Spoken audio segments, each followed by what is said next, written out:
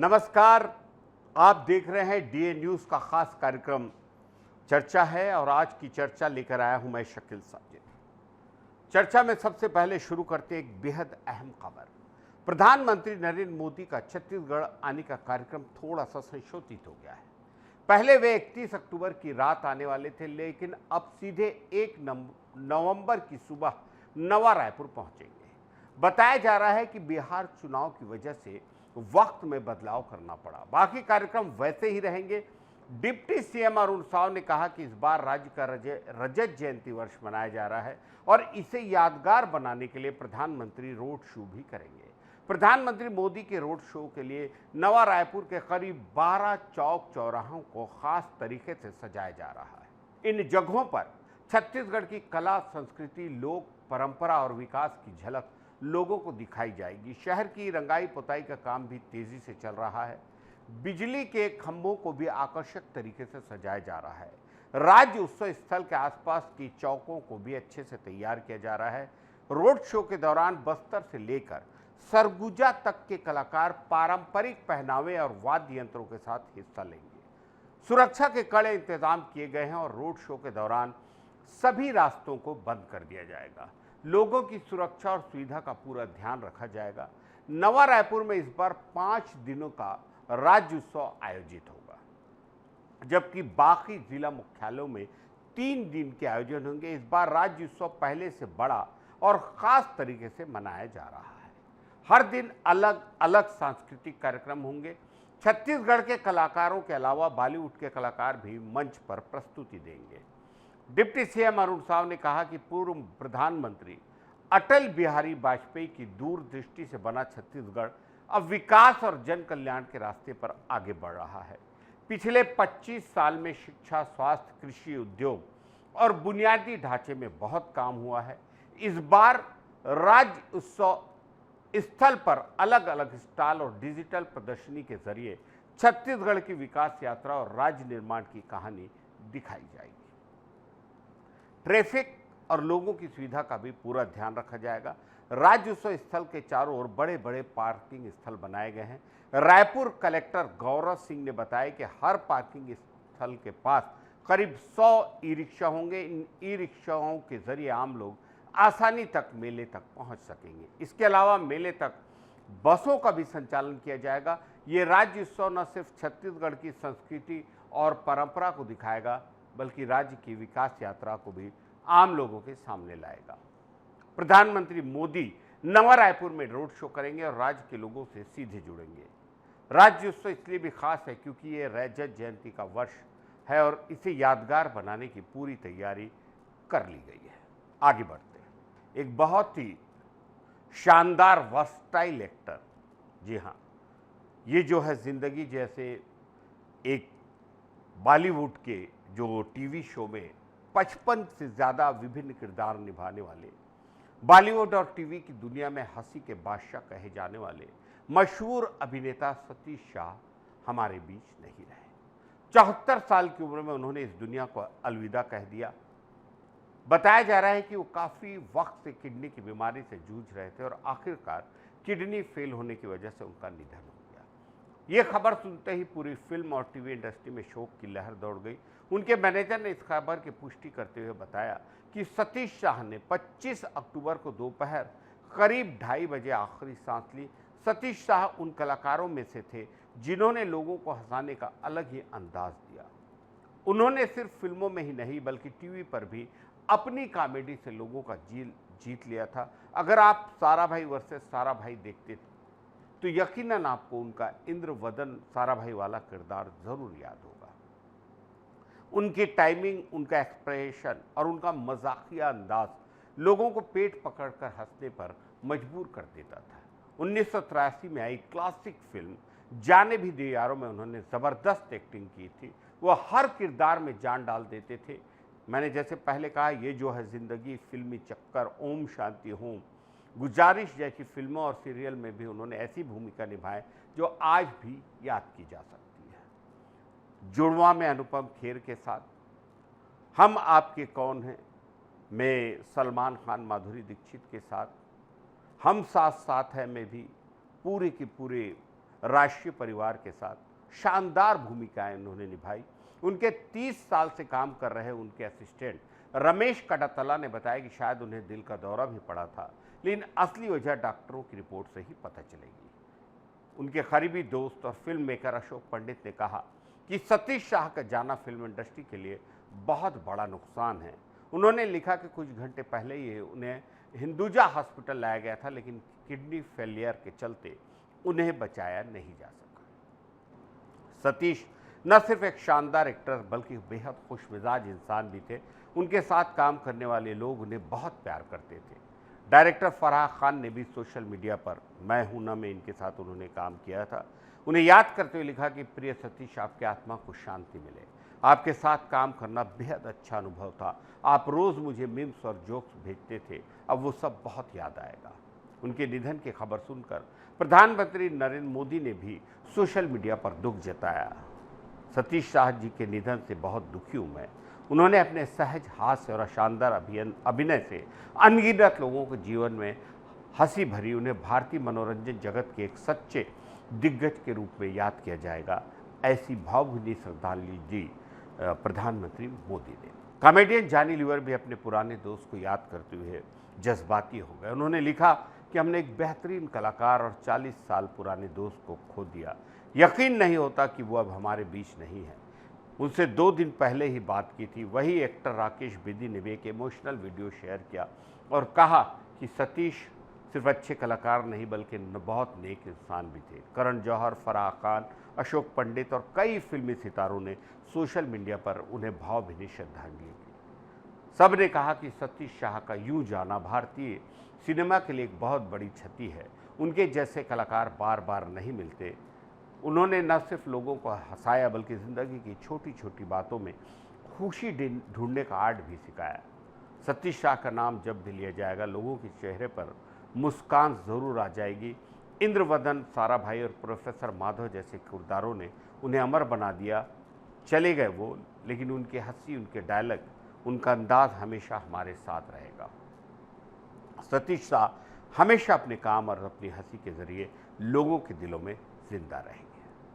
आगे बढ़ते हैं। देश में चुनाव आयोग, जी हां, बिहार के बाद अब मतदाता सूचियों को पूरी तरह अपडेट करने की तैयारी में जुट गया है। अगले हफ्ते से आयोग देशव्यापी विशेष मतदाता सूची पुनरीक्षण SIR का पहला चरण शुरू कर सकता है। इस पहले चरण में करीब 10 से 15 राज्यों को शामिल किया जाएगा। ये प्रक्रिया उन राज्यों में शुरू होगी जहां अगले साल विधानसभा चुनाव होने हैं, ताकि वोटिंग से पहले मतदाता सूचियां पूरी तरह से साफ सुथरी और सटीक हो जाए। सूत्रों की माने तो इस प्रक्रिया की शुरुआत असम, तमिलनाडु, पांडिचेरी, केरल और पश्चिम बंगाल जैसे राज्यों से होगी, क्योंकि इन राज्यों में अगले साल चुनाव प्रस्तावित है। उम्मीद की जा रही कि चुनाव आयोग अगले हफ्ते के मध्य इस पहले चरण की घोषणा कर देगा। SIR यानी विशेष मतदाता सूची पुनरीक्षण का मकसद ये है कि पुराने रिकॉर्ड को अपडेट किया जाए, फर्जी या मृत लोगों के नाम हटाए जाएं और नए मतदाताओं को शामिल किया जाए। जिन राज्यों में फिलहाल स्थानीय निकाय चल रहे हैं या आने वाले दिनों में होने वाले हैं, वहां ये प्रक्रिया इस वक्त नहीं की जाएगी। चुनाव आयोग नहीं चाहता कि इस वजह से स्थानीय चुनाव की तैयारियों पर कोई असर पड़े या चुनावी मशीनरी पर अतिरिक्त दबाव आए। इसलिए इन राज्यों में SIR के बाद चरणों में किया जाएगा, यानी चुनाव के बाद SIR। बिहार में ये प्रक्रिया पहले ही पूरी की जा चुकी है। वहां की अंतिम मतदाता सूची 30 सितंबर को जारी की गई थी, जिसमें करीब 7.42 करोड़ मतदाताओं के नाम दर्ज हैं। प्रक्रिया जून में शुरू हुई और तब प्रारंभिक सूची में 7.89 करोड़ नाम थे। फील्ड सर्वे के दौरान करीब 65 लाख नाम ऐसे मिले जो अनुपस्थित थे, दूसरे शहर चले गए थे या जिनकी मृत्यु हो चुकी थी। उन्हें सूची से हटा दिया गया। इसके बाद बनी ड्राफ्ट लिस्ट में 7.24 करोड़ नाम बचे। अंतिम सूची में 31.53 लाख नए वोटर जोड़े गए और 3.66 लाख नाम हटाए गए, जिससे कुल मिलाकर करीब 17.87 लाख नए मतदाताओं की वृद्धि हुई।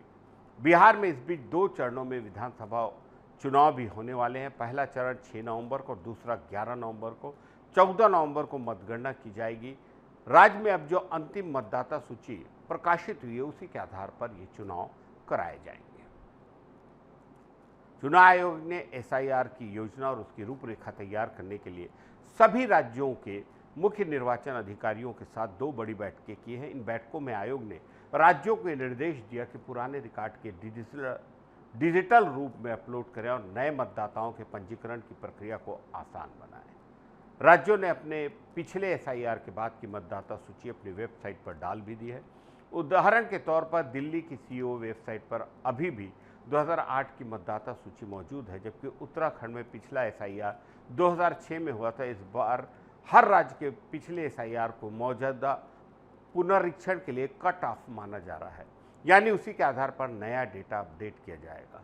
आयोग का यह कदम काफ़ी अहम माना जा रहा है। कई राज्यों में पिछले 20 सालों से मतदाता सूची का गहराई से पुनरीक्षण नहीं हुआ था। ज़्यादातर राज्यों ने 2002 से 2004 के बीच अपना अंतिम एसआईआर किया था। अब जब नए मतदाताओं का पंजीकरण लगातार बढ़ रहा है तो पुराने डेटा से उनके नामों का मिलान जरूरी हो गया है। आयोग के अधिकारियों के अनुसार अब यह काम लगभग पूरा हो चुका है। पहले चरण की तैयारी अंतिम दौर में है। सुनिश्चित करना है कि हर योग्य नागरिक का नाम मतदाता सूची में हो और कोई भी फर्जी या दोहराया गया नाम उसमें ना रहे। ये कदम देश भर में साफ सुथरी और सटीक वोटर लिस्ट तैयार करने की दिशा में बड़ा सुधार माना जा रहा है। न केवल चुनावी प्रक्रिया पारदर्शी बनेगी, बल्कि भविष्य में किसी भी स्तर पर गड़बड़ी या विवाद की संभावना काफ़ी कम हो जाएगी। चुनाव आयोग चाहता है कि जब देश अगले साल के बड़े चुनाव की ओर बढ़े तो हर मतदाता को उसका अधिकार मिल सके और लोकतंत्र की बुनियाद और मजबूत हो। आगे बढ़ते हैं। भारतीय टीम के 2 स्टार बल्लेबाज, पूर्व कप्तान रोहित शर्मा, उसमें से एक पूर्व कप्तान रोहित शर्मा ने एक बार फिर अपने दमदार प्रदर्शन से सबका दिल जीत लिया है। ऑस्ट्रेलिया के खिलाफ सिडनी के तीसरे वनडे में हिटमैन ने शानदार बल्लेबाजी करते हुए 125 गेंदों पर नाबाद 121 रन बनाए। उनकी इस पारी में 13 चौके और 3 छक्के शामिल थे। रोहित ने विराट कोहली के साथ मिलकर दूसरे विकेट के लिए 168 रनों की नाबाद साझेदारी की, जिसके बदौलत टीम इंडिया ने यह मुकाबला शानदार तरीके से 9 विकेट से जीत लिया। कई मायनों में मैच खास रहा, क्योंकि माना जा रहा है कि ये शायद रोहित और विराट की जोड़ी यानी रोको का ऑस्ट्रेलियाई जमीन पर आखिरी इंटरनेशनल मुकाबला था। दोनों ने अपने पुराने सुनहरे दिनों को याद ताज़ा कर दी। मैदान पर रोहित शर्मा की टाइमिंग, शॉट सिलेक्शन और फिटनेस देखकर को कह ही नहीं सकता था कि वो अब 38 साल के हो चुके हैं। उन्होंने सीरीज में ज़बरदस्त बल्लेबाजी करते हुए 101 के औसत से 202 रन बनाए और उन्हें प्लेयर ऑफ द सीरीज चुना गया। रोहित की शानदार पारी के बाद उनके बचपन के कोच दिनेश लाड ने उनके भविष्य को लेकर बड़ा खुलासा किया। उन्होंने बताया कि रोहित शर्मा ने पहले ही तय कर लिया है कि वो 2027 के वनडे वर्ल्ड कप के बाद क्रिकेट से रिटायरमेंट लेंगे। समाचार एजेंसी ANI से बात करते हुए दिनेश लाड ने कहा, आज जिस तरह से रोहित ने बल्लेबाजी की और भारत को जीत दिलाई देखकर अच्छा लगा। उसने तय किया है कि वो 2027 का वर्ल्ड कप वनडे खेलेगा और उसके बाद संन्यास लेगा।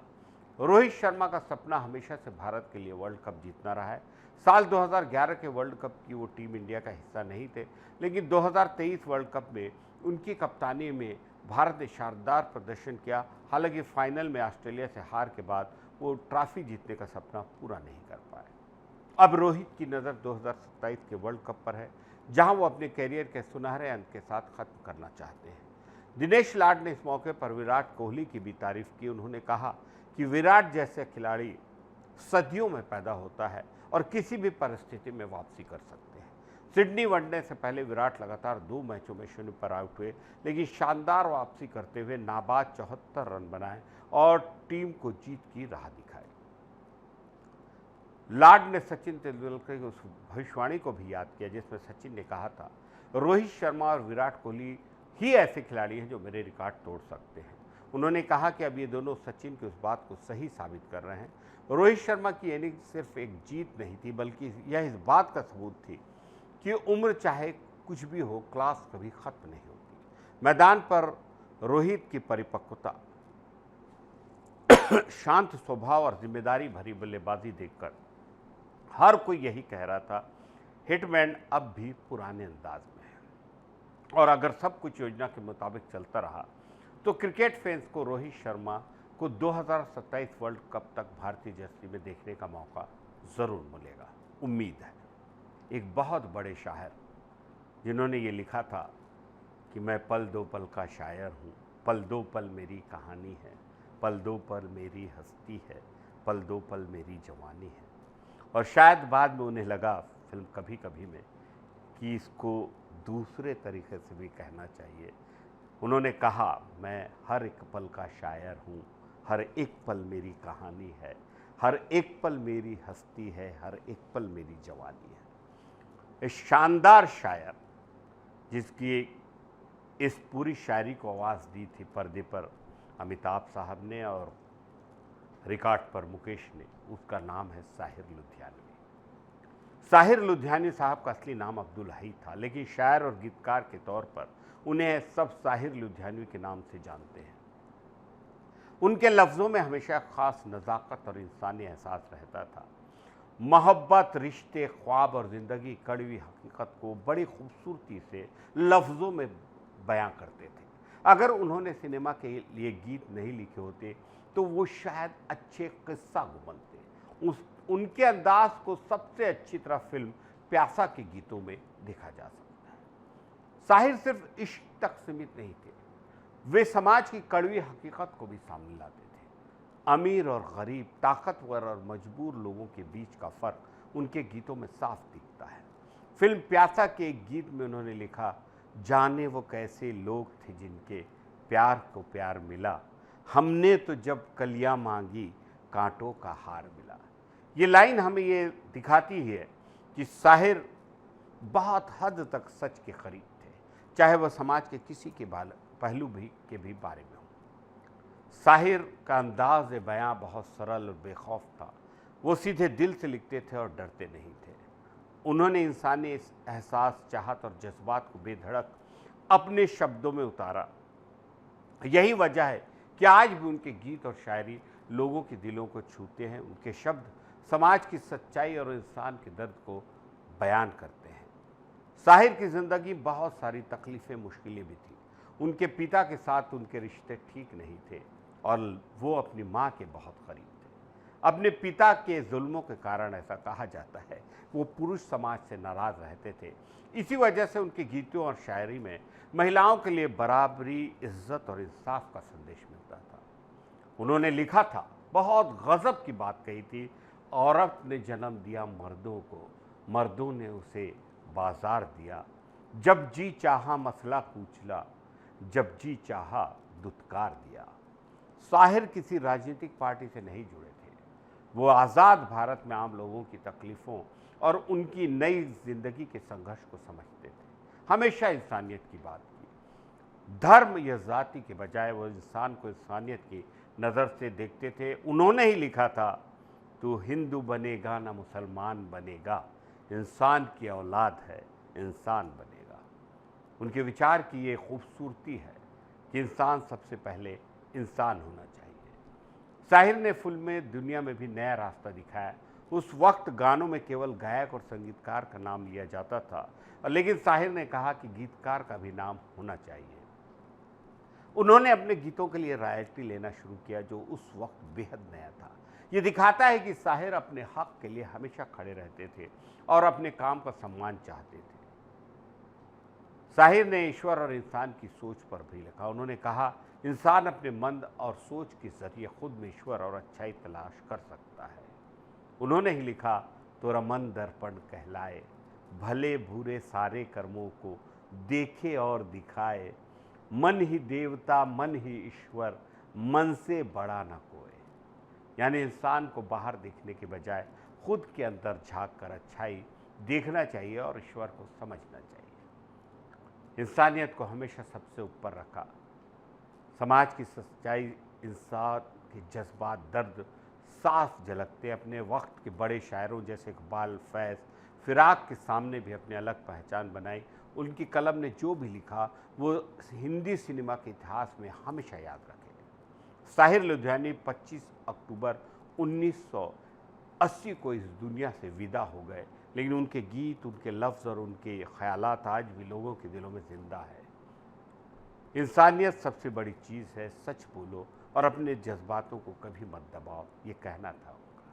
उनके गीत आज भी याद दिलाते हैं कि प्यार, दर्द और इंसानियत का क्या मतलब होता है। साहिर का ही कहना था, हम गमज़दा हैं, लाए कहाँ से खुशी के गीत, देंगे वही जो पाएंगे इस जिंदगी के गीत। यही उनकी सोच और अंदाज़े बयां असली ताकत है। उनके गीत और शायरी हमेशा दिलों के को छूते रहेंगे और हमें इंसानियत का पाठ पढ़ाते रहेंगे। एक जगह उन्होंने कहा था